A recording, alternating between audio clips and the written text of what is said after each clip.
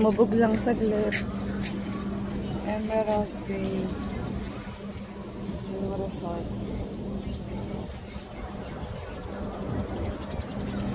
Tindahan pa uwi.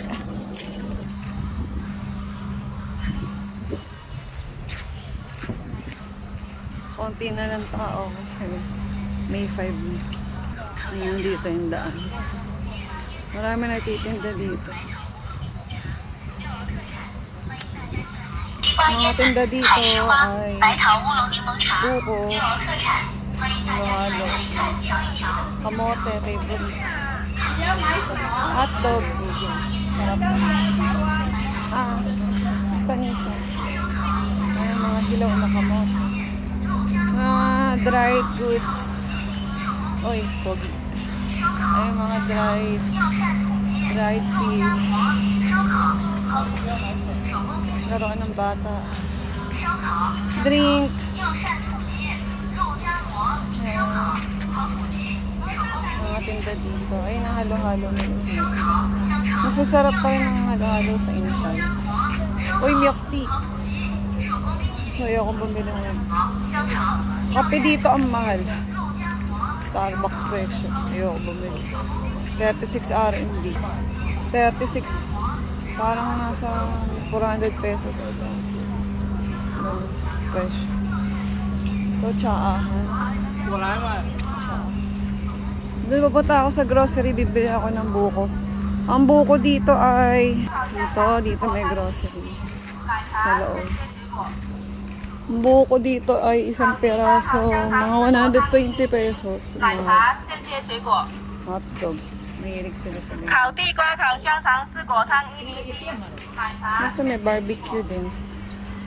Mga barbecue din. Hindi ka paluto ng isda. Tilapia. Dito yung kainan ng restaurant dito. So, ayaw akong gumastos. Bibili lang ako ng buko. Ngayon ng buko. Ito. Ito. Buko. Ito po lang buko. Kaubusan. Ilan na lang natitira. Isa na lang. Ayaw akong bumili. Juice na lang bibili. Bibili na lang ako ng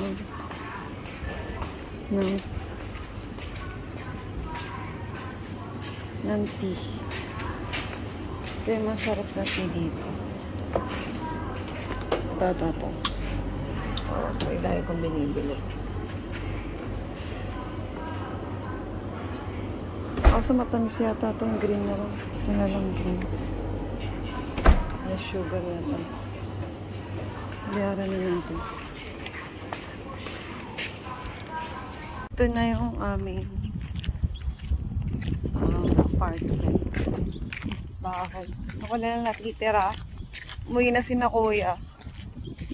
8 kasi yung flight ko. Papunta ng Tianjin.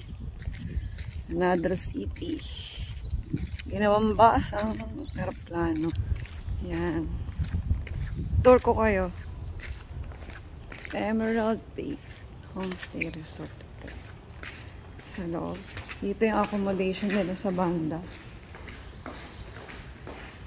8th floor.